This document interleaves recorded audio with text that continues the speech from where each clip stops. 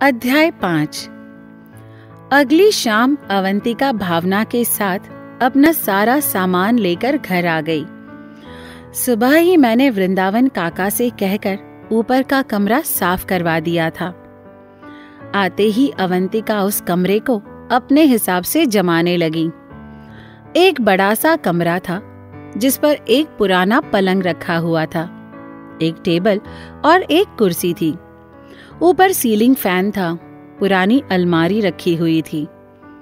अवंतिका ने अपना सारा सामान उस कमरे में जमा लिया था।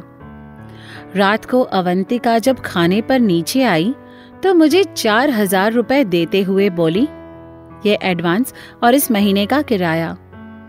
मैंने उनकी ओर देखा और उन्हें रुकने का इशारा करते हुए अपनी पिगी बैंक उनके सामने रख दी, ये कहकर कि इसमें जमा कर दिया कीजिए। अवंतिका ने हैरानी से मुस्कुराते हुए मुझे देखा और बोली, इस उम्र में भी पिगी बैंक? उसमें पैसे डालते हुए मुस्कुराते हुए मुझे देख रही थी। रोहित ने उनसे कहा, कल आकर कोचिंग में टेस्ट दे देना। अवंतिका ने कहा, किस लिए?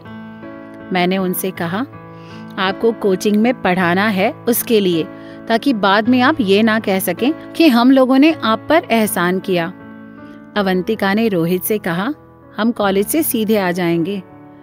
खाना खाने के बाद अवंतिका अपने कमरे में चली गई। उनके जाने के थोड़ी देर बाद मैं और रोहित भी लाइब्रेरी में चले गए। ऊपर जाकर हम दोनों ने जब उनका कमरा देखा तो हमारी लाइब्रेरी के बाजू में उन्होंने अपनी छोटी सी लाइब्रेरी बना ली थी। उनके कमरे को देख हम वापस लाइब्रेरी आ गए। अवंतिका भी हमारे साथ आ गई। अंदर आकर उन्होंने लाइब्रेरी के चारों ओर नजर दौड़ाई। हमारी लाइब्रेरी में हर क्षेत्र की किताबें थीं। अचानक उन्होंने हम दोनों से पूछा, अगर हमें कभी कुछ पढ़ना हुआ तो यहाँ से किताबें लेकर पढ़ सकते हैं क्या? पढ़कर वापस रख देंगे। रोहित ने उनसे कहा, वो तो तुम पीयूष से पूछो, घर का ये हिस्सा इसका है, इसमें इसकी इजाजत के बगैर कोई नहीं आ सकता। अवंतिका ने हैरानी से मेरी ओर देखा तो मैंने उनसे कहा, आपका जब मन करे आप यहाँ आ सकती हैं और जो भी किताब चाहिए आप ले सकती हैं, आपको किसी की भी इजाजत की जरूरत नहीं है। रोहित ने कहा, अच्छा बेटा, बस अब यही दिन देखना बचा था। मैं अपनी कुर्सी पर बैठा अगले दिन कोचिंग में पढ़ाने के लिए नोट्स बना रहा था। अवंतिका घूम घूम कर मेरी लाइब्रेरी देख रही थी।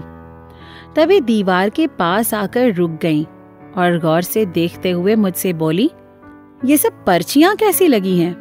मैं उन्हें देखकर मुस्कुरा दिया, ये कहकर कि बचपन से मैंने और रोहित ने अपने सपने और गुस्से को निकालने का ये तरीका अपनाया है। अवंतिका दीवार पर लगे मखमल के कपड़े में पुष्पिन से लगी हुई पर्चियां देखने लगी। एक पर्ची उन्होंने खोली तो उसमें लिखा था, मैं लेखक बनना चाहता हूँ। नीचे लिखा था पीयूष और 15 मई 2001 तारीख लिखी हुई थी। अवंतिका ने हैरानी से मेरी ओर देखा। उसने दूसरी पर्ची खोली तो उसमें लिखा हुआ था, मुझे मेरे मम्मी पापा वापस चाहिए।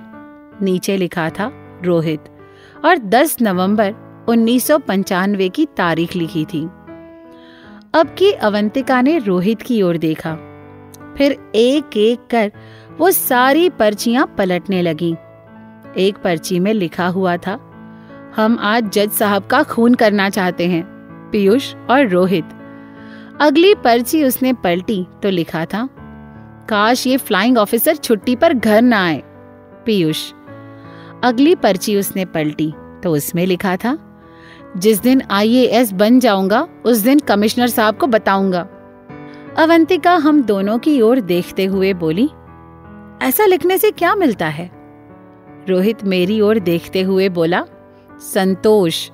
भाई का मानना है कि किसी भी बात को मन में रखने से वो जहर बन जाती है, इसलिए अपने अंदर का जहर हम पर्ची में लिखकर टांग देते हैं।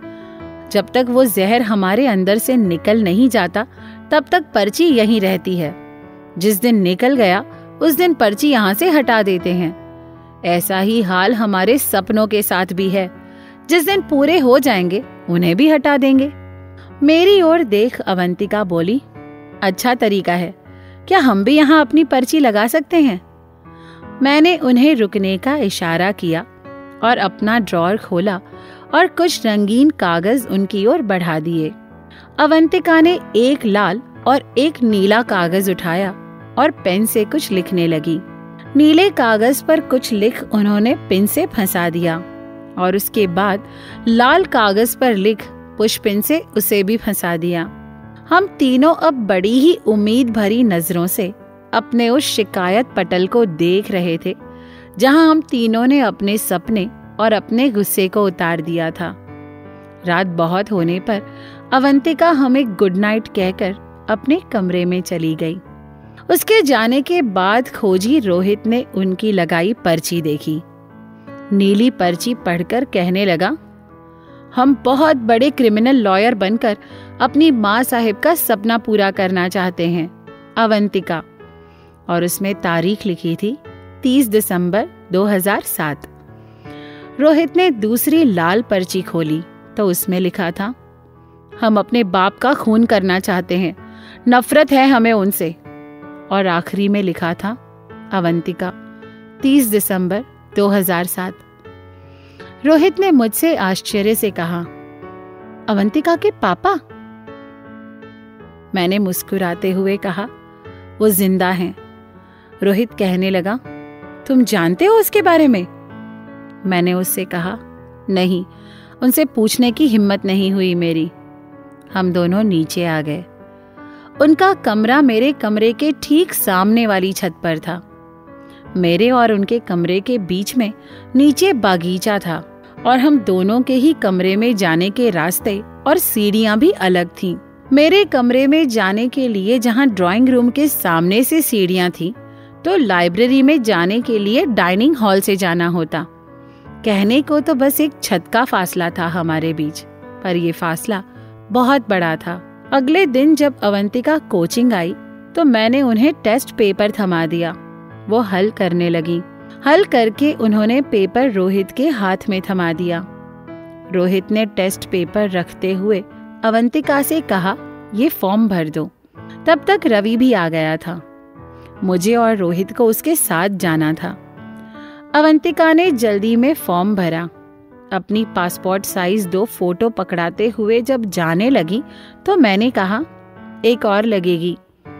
उन्होंने कहा, पर फॉर्म में तो सिर्फ 2 के लिए ही जगह है। मैंने उनसे कहा, हाँ, पर एक और चाहिए। उन्होंने मुझे एक और पकड़ा दी।